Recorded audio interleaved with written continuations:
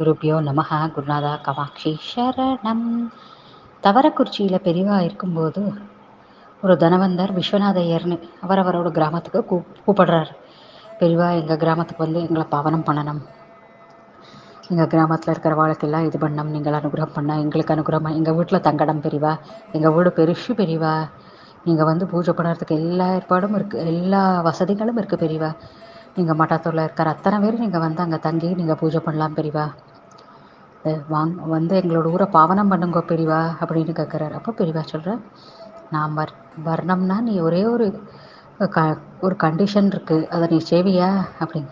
சொல்லுங்க பெரியவா, காத்திருக்கேன் அப்படின்னு விஸ்வநாதையர் சொல்கிறார். இப்போ பெரியவா சொல்கிற, நீ என்னை பற்றி எந்த கவலையும் படாதே, நான் பட்டி கிடக்கேனா சாப்பிட்டேனா அதை பற்றி எந்த கவலையும் படாதே. என்னை பார்க்கறதுக்கு, என்னை தரிசனம் பண்ணிக்கிறதுக்கு நான் எல்லா பக்தமாரும் அங்கே வருவா. அவள் ஒருத்தர் கூடி பட்னினோ ஒருத்தர் கூடி ஆகாரம் இல்லைனோ திரும்பக்கூடாது, அதுக்கான ஏற்பாடுகளை நீ பண்ணுவாயின்னா நான் வரேன் அப்படின்னு பெரியவா சொல்கிறோன்னு விஸ்வநாதையருக்கு பூரிச்சு போகிறது. எத்தனை மகானவர், தன்னை பற்றி கூட கவலைப்படாதே, நீ என்னை பார்க்கறதுக்கு தரிசனம் பண்ணுறதுக்கு வர பக்தர்களுக்கு வயிறார சாப்பாடு போடுன்னு சொல்கிறாரு.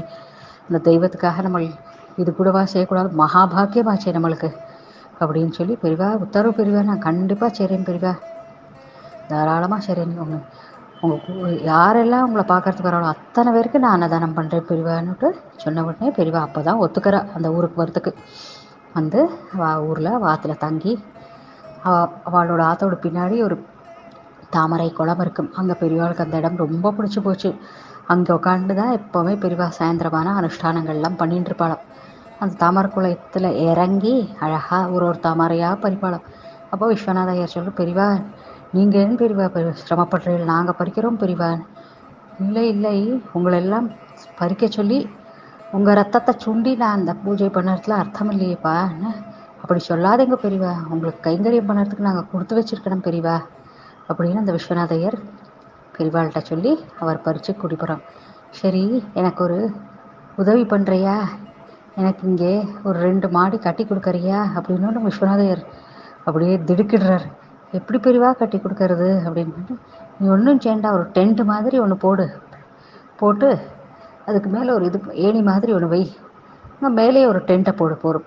நான் கீழே சில நாள் உட்காந்துப்பேன், சில நாள் அந்த ஏணி மேலே ஏறி மேலே ஒரு டென்ட் மாதிரி அடியில் ஒரு வுட்டு மாதிரி ஒன்று கொடுத்துடு அப்படின்னு சொன்னோன்னா அவர் அதே மாதிரி 2 டென்ட்டுகளை கட்டி அழகாக பெரியவாள் கொடுத்தா. பெரியவா அங்கே உட்காந்து அந்த டென்ட்டில் உட்காந்து ஆனந்தமாக அந்த இயற்கை காட்சிகளை ரசிச்சுண்டு அந்த தாமரை குளத்தில் அவ்வளோ சந்தோஷமாக பெரியவாளுக்கு அந்த தாமரை குளத்தை பார்த்தா பரமானந்தமாக அனுஷ்டானங்கள் பண்ணிட்டு ரொம்ப சுகமாக பெரியவா பரம ஆனந்தமாக அங்கே இருந்து தன்னோட அனுஷ்டானங்கள் பூஜைகள்லாம் பண்ணிட்டு இருக்கிற சமயத்தில் ராமகிருஷ்ணர்னு மடத்துக்கு ரொம்ப வேண்டியப்பட்டவர். வாய் ரொம்ப திக்குன்னு திக்கின்னு இருந்தது. பெரியவா எனக்கு என்னோடய பேர் சொல்லக்கூடிய என்னால் முடியல பெரியவா, நான் என்ன பெரியவா செய்கிறது, நான் வைதிக காரியம் பண்ணார்தான் எனக்கு ரொம்ப கஷ்டமாக இருக்குது பெரியவா, மந்திரங்கள் சொல்லும்போது வாய் நடுவில் திக்கிறது பெரியவா அப்படின்னு. அப்படியா, என்ன செய், தினமும் குளத்தங்கரையில் குளிச்சு விட்டு துணி உணர்த்திண்டு அவ்வளோ தூரத்துக்கு போறியே குளத்தங்கரையில் குளிக்க, அங்கே போகும்போதெல்லாம் குளிச்சு விட்டு ஏந்திரண்டு வந்து அனுஷ்டானங்கள் முடிச்சு விட்டு ஆரியாசதகம் சொல்ல ஆரம்பி, உன்னோட துணியெல்லாம் துவச்சி உணக்கிற வரைக்கும் சொல்லிகிட்டே வா. ஆரியாசதகத்தை சொல்லிகிட்டே வந்ததுக்கப்புறம் துணியெல்லாம் உணர்த்தி முடிச்சு விட்டு ஆற்றுக்கு நீ வர வரைக்கும் அந்த ஆரியாசதகம் முடிஞ்சுவிடும். தினமும் இது மாதிரி செஞ்சாயின்னா ஆரியாசதகம் ரொம்ப அற்புதமான ஒரு சதகமாக்கும். அந்த சதகம் வாய்க்குள்ளே வரும்போது இந்த வாணி சரஸ்வதி தேவியே வாய்க்குள்ளே வந்த மாதிரி. ஆர்யா சதகம் பக்தியா படதா மாரியா கட்டாட்சேனா நிசலதி வதன கமலாத்வாணி பீயூஷதோரணி திவ்யா. நிசரதி வதன கமலாத்வாணி பீயூஷதோரணி திவ்யா. அந்த வாணி சரஸ்வதி தேவியான போல உன்னோட வாய்க்குள்ளே வந்துடுவல்ப்பா, உனக்கு திக்கு வாய் கம்ப்ளீட்டாக குணமாயிடும் அப்படின்னு பெரியவா ஆசீர்வாதம் பண்ணுறா. அவர் அதை பெரியவா உத்தரவின்படி ஒரு நாளும் போய் குளிச்சுட்டு துணி தோச்சிட்டு வரத்த தினமும் ஆர்யா சதகம் சொல்லிகிட்டே வருவாராம். அந்த வேர்ட்ஸ் எல்லாம் அப்படியே வாய்க்குள்ளே வர வர வர வர அவருக்கு அப்படியே இந்த திக்கு வாயானது அப்படியே குறைஞ்சி போய் நல்லபடியாக அவரால் திக்கு இல்லாமல் பேச முடியறது. இது மாதிரி பெரியவா இந்த தவரக்குறிச்சியில் எல்லாருக்கும் அனுகிரகம் பண்ணிட்டு இருக்கிறத இந்த ஊரில் ஒரு அக்கா தங்கைகள் ரொம்ப ரொம்ப சண்டை போட்டுண்டு குடும்ப பிரச்சனை, சொத்து சண்டை, பல பிரச்சனைகளாக இருக்கிறது. பெரியவாளை அந்த தங்கையானவள் பார்க்கறதுக்கு வரா. பெரியவாளுக்கு நிறைய பழங்கள் எல்லாம் கொண்டுட்டு வரா. கொண்டு வந்து பெரியவாளை தரிசனம் பண்ணுறதுக்கு வரா. வந்துட்டு பெரியவாளோட கால் நமஸ்காரம் பண்ணி பழங்கள் நிறைய எடுத்து வைக்கிறா. பெரியவா அப்போ அந்த தாமரை குளத்தில் உட்காண்டிருக்கா. குளத்தோட அந்த ஏரி பக்கத்தில் அந்த திண்டு மேலே உட்காண்டிருக்கா. கால் வந்து குளத்தில் இருக்குது பெரியவாளோட கால். அந்த குளத்தில் ஃபுல்லாக மீன்கள் சுற்றின்னு இருக்குது தாமரை குளத்தில். பெரியவா என்ன செய்கிறா, அந்த தங்கை கொண்டு வந்திருக்கலை அத்த பழங்களை எல்லாம் எடுத்து இந்த மீன்களுக்கு ஒரு ஒன்றா போடுறா. எல்லா மீன்களும் அதுக்கு அப்படியே ஒன்றுத்துக்கு ஒன்று சண்டை போட்டு ரெண்டும் இது பண்ணிக்கிறது. அந்த மீனை பிடிக்கிறதுக்கு ஒன்றுத்துக்கு மேலே ஒன்று சண்டை போட்டு அதை பிடிக்க போகிறது. அப்போ பெரியவா சொல்கிறா, அதை பார்த்தியா, இந்த மீன்கள் எப்படி அந்த பழத்துக்கு வேண்டி சண்டை போடுறது, அதுகளுக்கு காமக்ரோத லோப மோக மதமாச்சரியங்கள்லாம் அதுகளுக்கு இருக்குது. அதனால தான் அதுகள் அப்படி சண்டை போடுறது. நம்ம மனுஷாளுக்கும் அது நிறையவே இருக்குது. உன் அக்கா தங்கைகளுக்கு இது மாதிரி தானே இந்த சண்டை வருது அப்படின்னு கேட்கறதுக்குள்ளே அவளுக்கு தூக்கி வாரி போடுறது. அவளை எதிரே பார்க்கல இது மாதிரி பெரியவா கேட்பான்னு.